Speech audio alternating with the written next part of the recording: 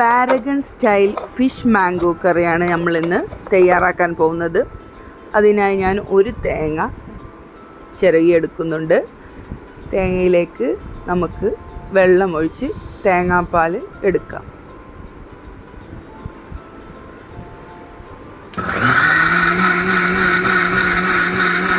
തേങ്ങ മിക്സിയിലടിച്ചതിന് ശേഷം നമുക്ക് 3 ഒന്നാം പാൽ, 2-ാം പാൽ, 3-ാം പാൽ എന്നിങ്ങനെ 3 പാലായിട്ട് വേർതിരിച്ചെടുക്കാം. 1-ാം പാലായിട്ടുണ്ട്. ഇനി നമുക്ക് 2-ാം പാൽ എടുക്കാം. 2-ാം പാൽ ഈ തേങ്ങയിൽ നിന്ന് നമുക്കെടുക്കാം. അങ്ങനെ 2-ാം പാലായിട്ടുണ്ട്. ഇനി ലാസ്റ്റ് നമുക്ക് 3-ാം പാൽ എടുക്കാം. അങ്ങനെ 3-ാം പാലിലേക്ക് കിടന്നിട്ടുണ്ട്. അങ്ങനെ 3 പാലും സെറ്റായിട്ടുണ്ട്. ഇനി നമ്മൾ ഫിഷ് മാംഗോ കറി ഉണ്ടാക്കാൻ പോകുന്നത് ആവോലി മീൻ എടുത്തിട്ടാണ്.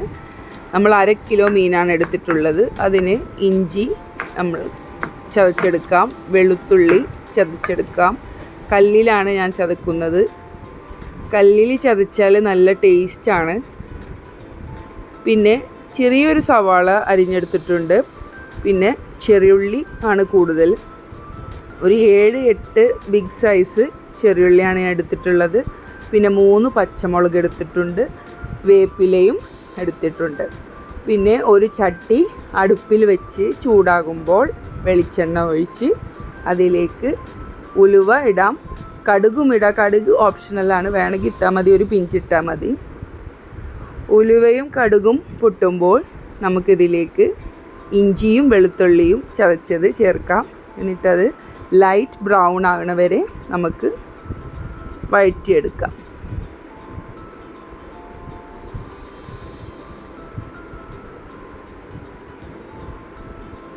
ഇഞ്ചിയും വെളുത്തുള്ളിയും ലൈറ്റ് ബ്രൗൺ ആയതിനു ശേഷം നമുക്കിതിലേക്ക് കറിവേപ്പില ആഡ് ചെയ്യാം.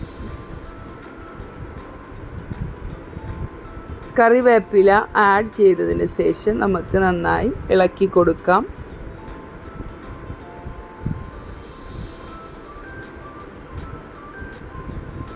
അതിന് ശേഷം നമുക്ക് സവാളയും ചെറിയ ഉള്ളിയും ആഡ് ചെയ്യാം. സവാള ഞാൻ ചെറിയ സവാളയാണ് എടുത്തിട്ടുള്ളത്. ചെറിയുള്ളി ഒരു 7-8 ബിഗ് സൈസ് ചെറിയുള്ളിയും എടുത്തിട്ടുണ്ട്. അത് അരിഞ്ഞതാണ് നമ്മൾ ചേർത്തിട്ടുള്ളത്. ഇത് ലൈറ്റ് ബ്രൗൺ ആവണ വരെ നമുക്ക് വഴറ്റി കൊടുക്കാം. പിന്നെ ഒരു 2 ചെറിയ വറ്റൽ മുളകും ആഡ് ചെയ്തിട്ടുണ്ട്.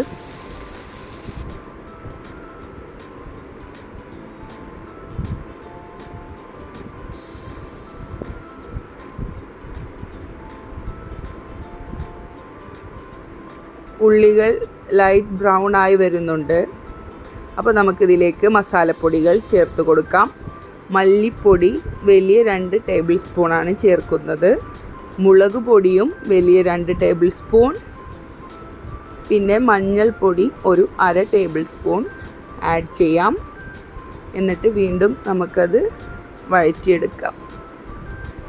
മസാലപ്പൊടികൾ ചേർത്തതിന് ശേഷം ചെറു തീയിലാണ് നമ്മൾ വഴറ്റിയെടുക്കേണ്ടത്. അതിൻ്റെ പച്ചമണം പോവുകയും വേണം, എന്നാൽ അത് കരിയാൻ പാടില്ല. അപ്പോൾ നമ്മൾ ശ്രദ്ധിച്ച് വഴറ്റിയെടുക്കുക.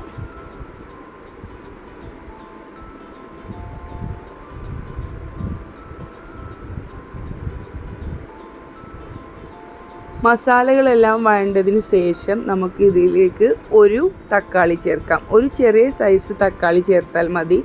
കാരണം നമ്മൾ ഫിഷ് മാംഗോ കറിയാണല്ലോ ഉണ്ടാക്കുന്നത്. അപ്പോൾ മാംഗോൻ്റെ പുളി ഉണ്ടാവും. അപ്പോൾ അതിൻ്റെ കൂടെ തക്കാളിൻ്റെ ചെറിയ പുളി മതി. അപ്പോൾ ചെറിയൊരു ടൊമാറ്റോ ആണ് നമ്മൾ ആഡ് ചെയ്തിട്ടുള്ളത്. അപ്പോൾ ഇതെല്ലാം കൂടെ നമ്മൾ മിക്സ് ചെയ്തെടുക്കാം.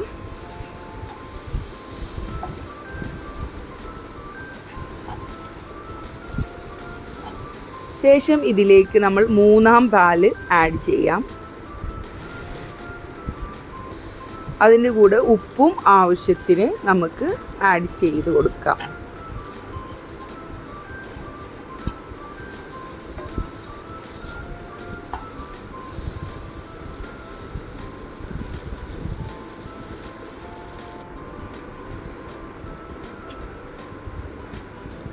ഒന്നാം പാൽ ചേർക്കുന്നതിന് മുമ്പായി നമുക്ക് ഒരു മാങ്ങ ചെറിയ കഷ്ണങ്ങളായി ചേർക്കുന്നുണ്ട്.